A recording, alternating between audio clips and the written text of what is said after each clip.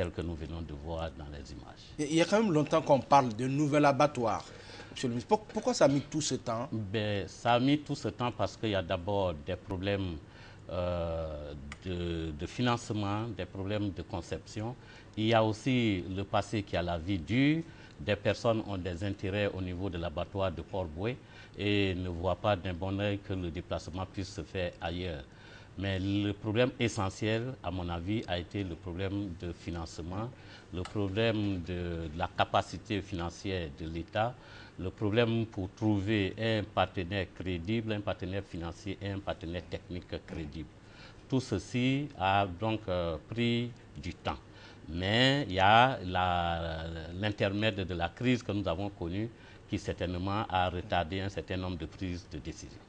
Très bien. Alors, depuis qu'on parle de ce nouvel abattoir, Monsieur le ministre, on lit beaucoup de choses dans la presse. J'ai lu qu'un opérateur économique ivoirien n'est pas content. Il s'est dit dessaisi de son projet. Et quelle est la réalité aujourd'hui? Le nouvel abattoir est un projet d'État.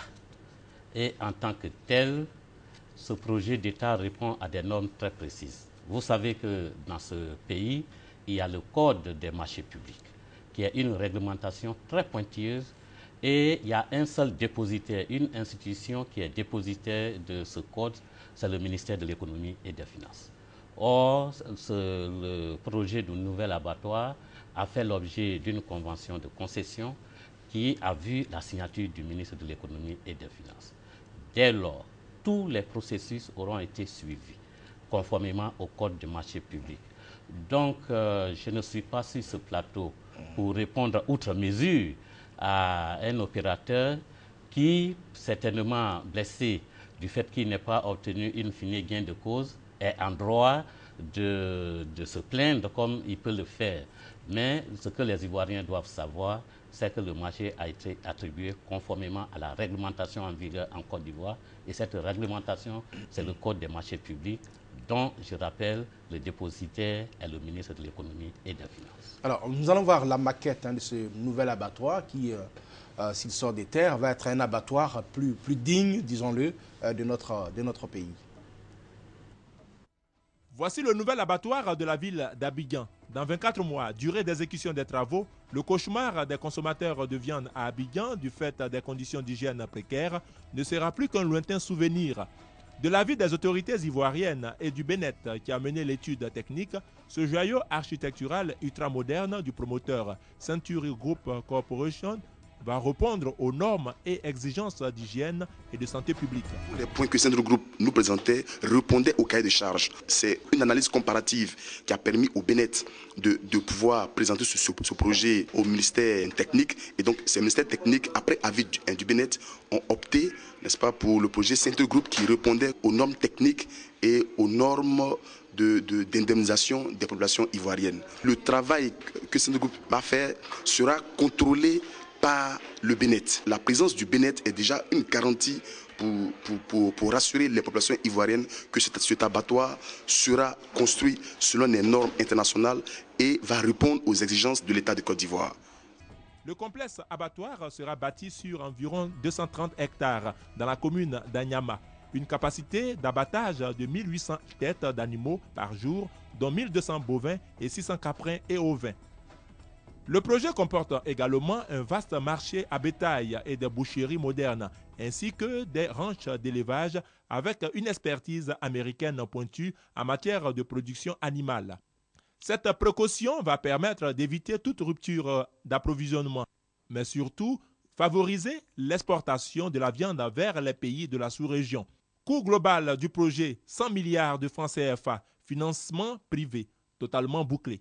Ce montant prend en compte les frais d'indemnisation des propriétaires terriens estimés à 6,8 milliards de francs CFA. Ce volet avait constitué un réel blocage au démarrage du projet. Ce détail aura pesé dans le choix du dossier de Century Group Corporation par l'État de Côte d'Ivoire.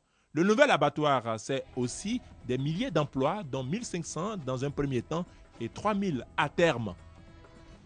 Alors, cette société, monsieur le ministre, c'est ce qui se fait de mieux? La société américaine qui va construire cet abattoir? Oui, vous avez compris à travers l'intervention du BNET que le choix du gouvernement s'est opéré suite à une étude technique très pointue. Notre Bureau national d'études techniques et de développement a une expertise avérée en matière de marché public, en matière d'infrastructure. C'est une expertise qui est d'ailleurs exportée actuellement dans la sous-région. Donc, le choix qui a été opéré tient compte de la capacité de l'État aujourd'hui à organiser un certain nombre de financements. J'avoue que l'État de Côte d'Ivoire est bien outillé, mais pour indemniser à 7 milliards les propriétaires terriens, l'État n'a pas cette capacité immédiate. Nous disons aussi que la Côte d'Ivoire rentre dans le 21e siècle avec un abattoir qui répond à des exigences techniques et des exigences internationales sur le plan sanitaire. Vous savez, c'est des outils qui sont très délicats. Ensuite, un certain nombre de projets connexes en amont et en aval ont été décrits par l'élément filmé et qui montrent que cet abattoir est un centre d'entreprise où en amont il y aura des activités d'élevage, en aval des activités commerciales, y compris les activités d'exportation. Voilà un ensemble de packages qui montre que cet investissement est un investissement important, un investissement que les économistes appellent investissement direct étranger et qui est un signe, un indicateur de confiance que les investisseurs ont vis-à-vis d'un pays. C'est-à-dire venir avec l'argent et s'implanter pour la longue durée sur un territoire ivoirien, sur un territoire avec de l'argent de l'investisseur lui-même. Quelle est la participation de la Côte d'Ivoire? L'investisseur fait une ouverture dans son capital. Mais ce n'est pas sur le plateau de la télévision que je vais parler de cela. L'aspect financier du projet est du ressort du ministre de l'Économie et des Finances. Ce qui est sûr, je peux dire que l'investisseur fait une ouverture au niveau du capital.